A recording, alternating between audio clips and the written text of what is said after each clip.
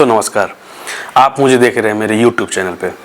आज हम लोग बात करेंगे HSN कोड के रिगार्डिंग। जैसा कि आपको पता है कि GST पोर्टल पे ऑलरेडी नोटिफाई हो चुका है कि अब से जो भी रिटर्न्स फाइलिंग होंगे उसमें HSN कोड डालना ज़रूरी है। HSN कोड डालने का मेन जो रीज़न है, अभी पहले भी हम लोग डालते थे लेकिन अब मैंडेटरी कर दिया गया। एक तरह से देखा जाए तो मैंडेटरी मैं इसलिए बोल रहा हूँ क्योंकि आप जैसे नहीं डालेंगे तो उसमें एक वार्निंग का साइन आएगा कि आपने HSN कोड नहीं डाला है। साथ ही साथ एक चीज़ को मैंडेटरी किया गया है, HSN कोड को सिलेक्ट करने का तरीका को। पहले हम लोग HSN कोड मैनुअली डालते थे लेकिन अब क्या है कि आपको ड्रॉप डाउन लिस्ट से ही सिलेक्ट करना है HSN कोड। तो वो कहीं ना कहीं एक जो बड़ा चीज़ किया गया है GST पोर्टल में, वो इसलिए किया गया है कि आप जो HSN का गुड्स खरीद रहे हैं और जो आप बेच रहे हैं वो सेम है कि नहीं।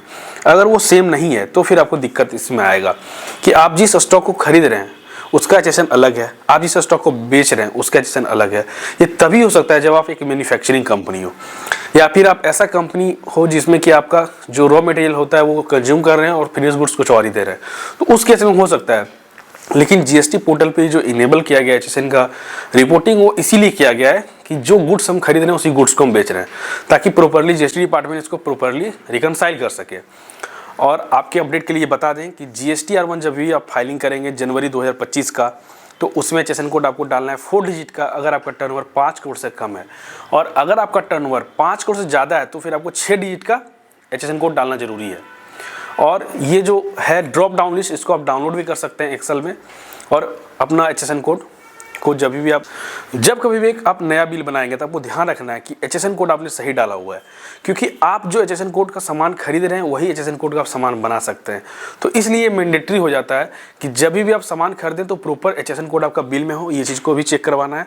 और जब आप सामान बेच रहे हैं तो उसमें ही प्रॉपर HSN कोड हो, इस चीज़ को भी ध्यान में रखना है। साथ ही साथ आपको B2B और B2C जैसे टेबल 12 जो भी है वहाँ पे हम लोग क्या करते हैं, जनरली HSN कोड रिपोर्ट करते हैं। तो टेबल 12 में 2 बाइफर्केशन आएगा कि B2B का इतना HSN कोड का इतना गुड सेल हुआ और B2BC का इतना सेल हुआ, तो दोनों चीज़ को कंबाइन करके वहाँ पे दिखाया जाना जरूरी है। तो एक तरीके से मैं समझता हूँ कि इसको डालना जरूरी है, मैंडेटरी है। अगर आप नहीं डालते तो वार्निंग साइन दिखाएगा, लेकिन वो फिर आप फाइल तो कर पाएंगे, लेकिन अगर आप ऐसे करेंगे तो फिर आपको हो सकता है कि 74 में प्रोसीडिंग चला जाएगा आपके ऊपर कि आप जो सामान खरीदे नहीं वो सामान को आप बेचे कैसे, अगर उसमें मिसमैच है इन द केस। तो मेरा ये सजेशन रहेगा कि आप HSN कोड डालें, और जब आप सामान खरीदें तो उसमें भी HSN कोड प्रॉपर तरीके से इनवॉइस में लिखा हुआ हो, और जब सामान आप बेच रहे हैं, जब बिल बना रहे हैं उसमें भी प्रॉपर HSN हो, और वही HSN आपका B2B और B2C का फाइलिंग जो R1 में उसमें भी रिपोर्ट मतलब तरीके से हो कि कोई डिफरेंस नहीं आया।